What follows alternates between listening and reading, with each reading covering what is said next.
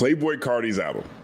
Okay, so we have Professor Sky, who has been complimentary of Playboi Carti for a long time. We got FD Signifier, who tried to go into a Carti bag and did not come out a fan. We've got Fantano, who covers the rage stuff more than anybody else on this panel, and went viral this week for commentaries that came out of his review. I listened to Playboi Carti's album in the gym. I liked it. I wasn't listening to it for bars. I wasn't listening to it to see what level of depth Playboi Carti was going to take me to. I wasn't trying to unfurl no layers. Those things exist in the world as well. And from what I listened, I'm not the biggest rage rap fan altogether, but for a Playboi Carti project to me, hey, it worked. It was more diverse than I thought it was going to be. There was some stuff that almost felt like it was almost trying to be R&B-ish, kind of, maybe with little synth in it. I was at the GNX store. It's DGX store. It's the DGX. I call it the GNX store. The little Dollar General Express stores. There's one right here downtown Indianapolis. I was at the DGX store, and they were playing the Carti joint with Uzi Vert, and everybody was having a good day. You know, the album's getting a lot of hate, but I'm not sure people are listening to this album fairly. I don't think go into listening to Uzi Vert or Yeet expecting to hear Lupe Fiasco or Ab-Soul. I'm just not. What are you guys' responses and takes on this project? I like this better. I'm sorry, go ahead. I like this better than Die Lit. So that's my hot take as an uninformed. Right. I do not get why y'all kept telling me to listen to Die Lit. I died. I was not lit. I extinguished. Right. But this, like, I could take maybe like 7 songs out of this thing and put it on the playlist and be really happy with those 7 songs. Like, these are 7 really good songs. When I got to Trim with Future, I did a Instagram thing because I was like, and I found myself making a face I haven't made in a while. Oh, these, ooh, right? When Future got on there like spitting, and I was like, this, I remember this. The problem is, like, then Carti came on after Future's verse, and I just can't do it. I tried so hard, y'all. Gen Z, I tried so hard. You know I love y'all, but this dude he is trying to make me not like what he's doing. And so I'm in the gym listening to Carti, and I am putting weights down so I can pick up my phone and change it to something else so I can lift these fucking weights. That is me. But I get it. But I understand, though, that it's not for me. I don't think it's a bad album. The hardcore Carti fans I know love it. I think it's cool that he's getting so much hate in a real way, because I'm just happy to see passion around music again. Because I feel like for a good minute, niggas was just dropping records and nobody cared to even get into a fight over it. And it was like, I miss that. I'm getting goosebumps right now thinking about musty dorm rooms and crowded lunch tables arguing about hip hop. And so even though I would be on a side that maybe isn't popular, I'm happy that it's creating that energy for a generation that appreciates it. So, yeah. You know, it's wild because I enjoyed the album and that shocked the shit out of me, right? I came in ready to hate. I don't do rage rap, but it was some cool melodies on that thing, man. I ain't gonna even lie to you. I'm not really, Carti from the crib, so I always try my best to big up anybody from the A. But his earlier stuff, I'm just not a fan of. I'm just not a fan of it. When I heard this, I said, "Oh, he's shifting into a whole new direction now." And okay, I see where he's going with it. Yeah, I'm not mad at all about this album, man. I mean, I'm not gonna be listening to it every goddamn day, but I mean, it's a vibe. It's a show enough vibe. If you're at a crib, at somebody's party, you smoke a little something, man. I'm like, we right here with it. We're right here. Now, I don't really think he's a Andre 3000 of his day, Professor Sky. Who said that? When you came up that way. Who said that? How That's said a that, classic Moni. Professor Sky take. Yes, Exactly. it is. He called him Chuck D last week, didn't he? I did. Yeah, I can explain both those things. Like, I don't know where you got that. Try Well, to cancel myself today. This is good. Yeah, no, but it's really but it's a fun album. It's not anything I'm going to keep going back to like that. But yeah, man, I'm not mad at it at all. Yo, Scott, you want to talk about the Andre 3000 and Chuck D comparison together real quick? So for people who didn't see this, you want to break this down? I will. Toure almost jumped through the screen and strangled me when I said the Chuck D thing. So the Chuck D things that Chuck D talked when he was making music with the Bomb Squad, because he helped to produce the music with Public Enemy, and said that their goal in making music was to destroy music.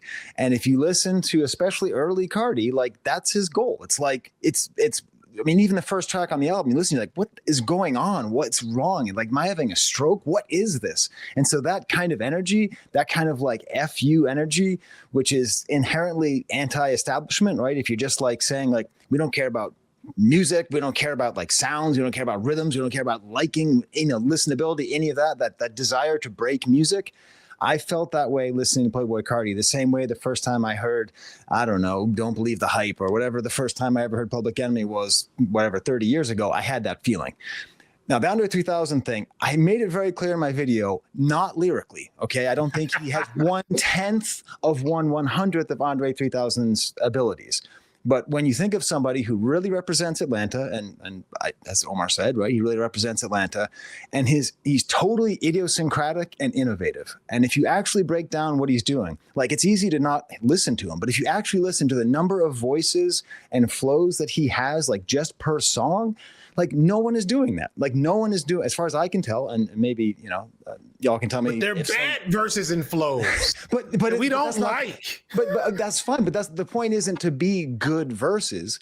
It's to be interesting sounds and interesting voices. And it is not my favorite kind of rap, but it is a really good version of that rap. And that's why I enjoy it so much, because I can just listen to it and. I don't like anything he says, right? I don't like drugs. I don't like, showing off wealth. I don't like talking about women the way he does. I don't like any of that stuff, but just the way he says it, I don't know. I don't hear anyone else doing it with that much idiosyncratic innovation. And that's what makes me think of Andre 3000. And that's why people got mad at me. I will co-sign the Chuck D part actually, because like I just recently, for whatever reason, went back and listened to a lot of Public Enemy, and they're so cacophonious. Like, their beats are grating similarly to like what Rage is today, which is why you understand why they were so easily like pulled into like rock and roll metal spaces at the time. So I see that. And I get the overall Andre 3000 like part, especially like as I walk through, like as I ride around Atlanta, like Atlanta is full of little dudes, what do you call them? YNEXE, that look just like Playboi Carti. Like just like him, like, and so he is clearly incredibly influential. The problem is like the problems that face the youth have not changed to be more aesthetically unique or interesting. It's still poverty and like hood antics, but at least it looks different. We're like entering into like a Batman Beyond space where there's this Afro-futuristic punk thing going on, which I love. I just wish the boys were safe, but that's a whole other conversation. Moni, what do you think about all this? I just want to say Andre 3000, I am so sorry that Professor Sky would say that. He can be as influential as he won. He can have the YNs, the little vampires that's running around. But I live in Atlanta. I see it, but I see a lot of other people as well. So maybe I just don't get it. I don't get it, especially the Andre 3000 comparison. But you would probably know more than me because you listen to Playboi Carti. I don't listen to Playboi Carti's music. It's not me. It's not for me. I'm not the target demographic. I do know Playboi Carti personally because my brother-in-law used to be his stylist. So, but I the Andre 3000 is just odd. Wait, real quick, Omar. So now that Sky's broken down Andre 3000 and Chuck D. Are you seeing the vision? I know you saw the video before, but you see the vision a little bit more. So I understand a bit of the sound with Chuck D and the Bomb Squad, right? I get it. They are. When I first heard them when I was young, it was grating. I was like, but I loved it so much it did something to me. So I do understand the sound with the comparison there. 3000, hell no.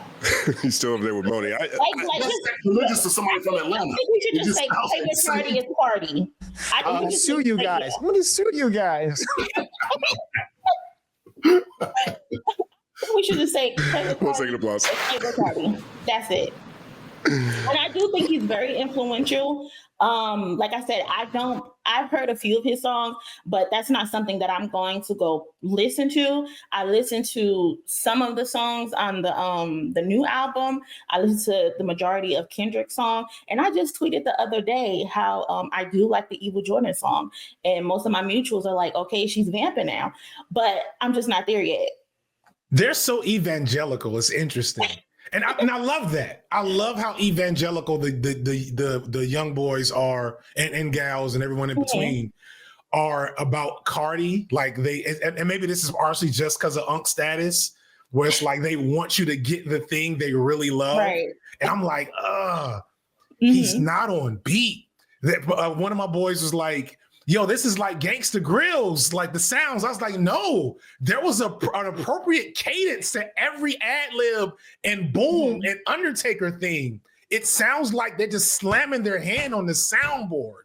That's not the same.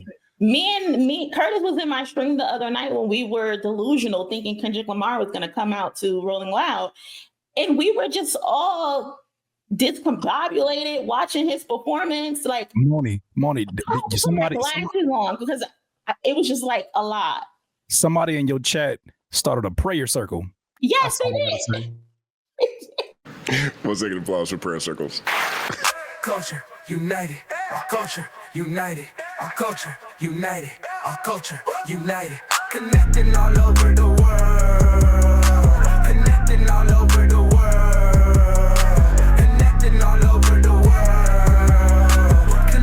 All over the world.